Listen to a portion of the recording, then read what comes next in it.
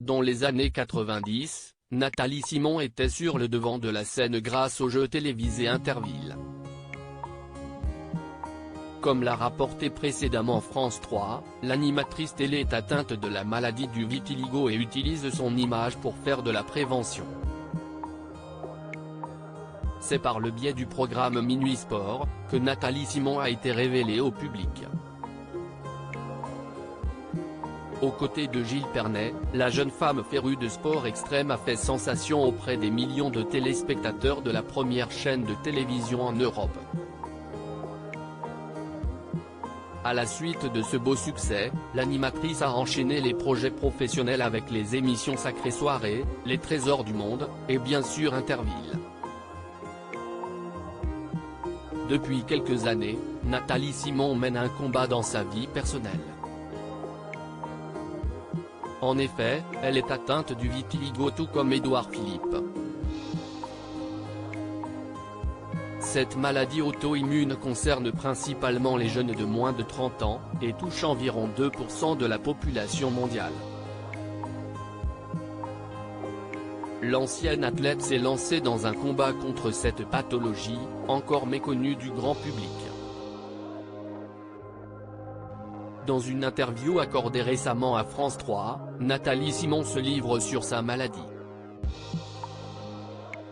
J'ai décidé de changer d'approche par rapport à mon vitiligo, je vais le montrer. L'animatrice de Chroniques méditerranéennes a répondu sans filtre aux questions de nos confrères de France 3 Provence-Alpes-Côte d'Azur. J'ai développé mon vitiligo il y a 24 ans, après la naissance de ma fille. J'ai la chance qu'il ne touche que mes mains, a-t-elle confié. La présentatrice télé a poursuivi avec quelques révélations. Il y a quelque temps ma fille m'a dit « Moi je trouve ça beau. Ça change tous les jours, si est poétique ». Aujourd'hui, les jeunes n'hésitent plus à afficher leurs différences. J'ai donc décidé cette année, tout en continuant à le traiter, d'apprivoiser, d'ailleurs mon vitiligo. Et surtout d'aider les gens qui en souffrent à retrouver de l'optimisme.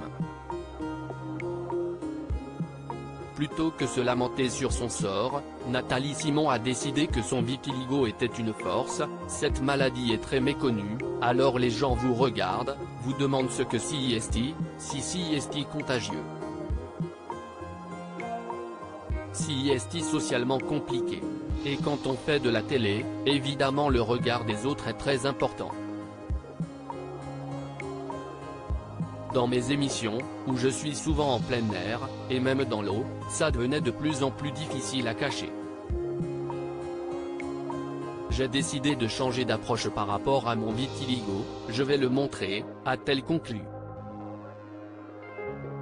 Depuis ces derniers mois, l'animatrice travaille en étroite collaboration avec le professeur Passeron à Nice sur la recherche concernant cette pathologie.